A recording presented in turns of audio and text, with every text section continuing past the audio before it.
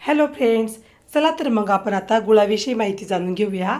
एक, ऊसाच्या रसातील बरेचसे पाणी आटवून त्यातून गूळ बनवला जातो. गुळामध्ये ऊसामध्ये असणारे सर्व खनिज द्रव्ये व क्षार टिकून राहतात. या खनिज द्रव्यामुळेही गुळाला एक विशिष्ट रंग येतो, त्यामुळेच तो अस्वच्छ किंवा काळपट दिसतो. 2, गुळापासून विविध पक्वाने बनवली जातात.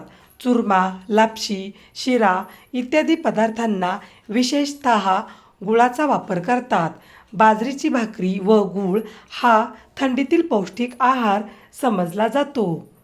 3, काम केल्यानंतर गूळ सेवन केल्यास थकवा कमी होतो. श्रमिक लोकांसाठी गूळ हा आरोग्यदायी पदार्थ आहे. गुळाबरोबर किंवा गुळाच्या चुरमा, आगर, लापशीबरोबर तूप खाल्ल्याने गूळ गरम पडत नाही.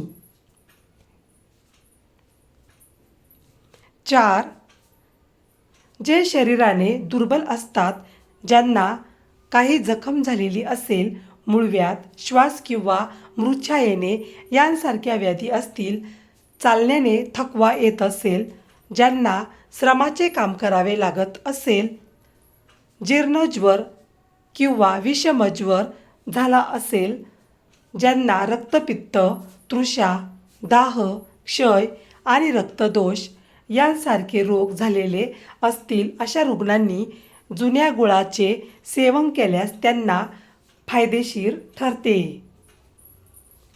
5, गूळ जसजसा जुना होत जाईल तसतसा तो अधिक शीतल बनत जातो.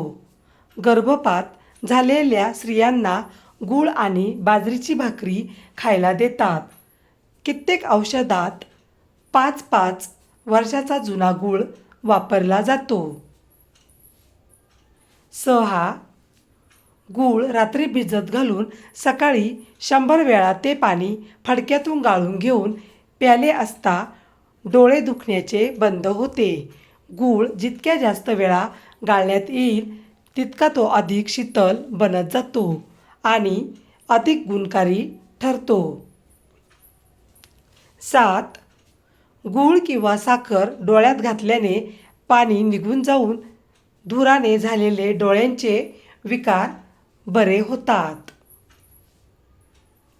8, काटा किंवा काच लागली असता त्या ठिकाणी गूळ गरम करून बांधला असता आत बसलेला काटा अगर काच बाहेर निघते.